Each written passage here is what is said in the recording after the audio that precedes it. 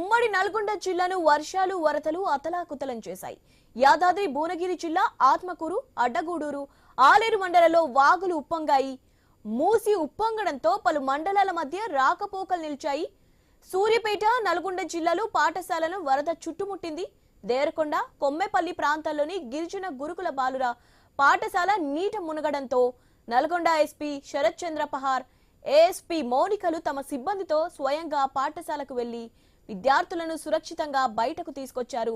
సూర్యాపేట జిల్లా జాజిరెడ్డిగూడెం మండలం అరవపల్లిలో కస్తూర్బా పాఠశాల జలదిగ్బంధమైంది.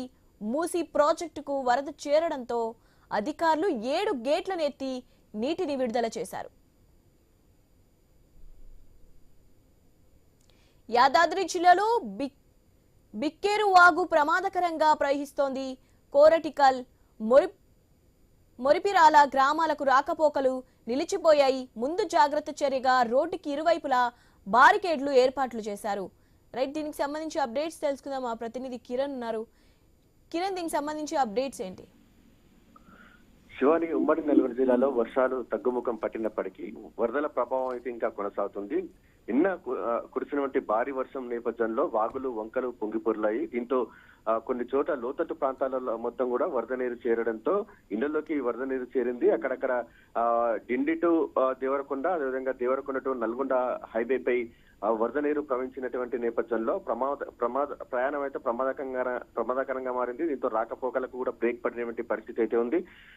వర్ష ప్రభావంతో పత్తి, వరి పంట భారీగా దెబ్బతిన్నటువంటి పరిస్థితి అయితే ఉందని చెప్పొచ్చు. హుజూర్ నగర్ అంటే ఏపీ ప్రాంతానికి దగ్గరలో ఉన్నటువంటి హుజూర్ నగర్, మిర్యాలగూడ, కోదాడ, దేవరకొండ ఈ ప్రాంతాల్లో వర్ష ప్రభావం ఎక్కువగా ఉంది. మరోవైపు హైదరాబాద్ లో కురిసినటువంటి భారీ వర్షాల నేపథ్యంలో అక్కడి నుంచి వస్తున్నటువంటి వరద నేపథ్యంలో ఇటు బిక్కేరు వాగు, అదేవిధంగా మూసీ నది అయితే ఉధృతంగా ప్రవహిస్తున్నటువంటి పరిస్థితి అయితే ఉంది. దాంతో బూదన్, పోచంపల్లి, ఒలిగొండ మండలాల్లో ఇక్కడైతే లో లెవెల్ బ్రిడ్జిలు ఉన్నాయో ఆ లో లెవెల్ బ్రిడ్జి వద్ద వరద నీరు వెళ్తున్న నేపథ్యంలో రాకపోకలు అయితే పలు గ్రామాలకు అయితే రాకపోకలు నిలిచిపోయాయి. ఇటు ఆత్మకూరు వద్ద బిక్కేరు వాగు ఉధృతంగా ప్రవహిస్తుంది. దాంతో ఇరువైపులా బారికేడ్లు ఏర్పాటు చేసినటువంటి పరిస్థితి అయితే ఉంది. ముందస్తు జాగ్రత్తగా కూడా ఇటు ప్రయాణం ప్రమాదకరంగా మారకుండా కూడా ఇటు పోలీసులు అయితే చర్యలైతే చేపడతా ఉన్నటువంటి పరిస్థితి అయితే ఉంది.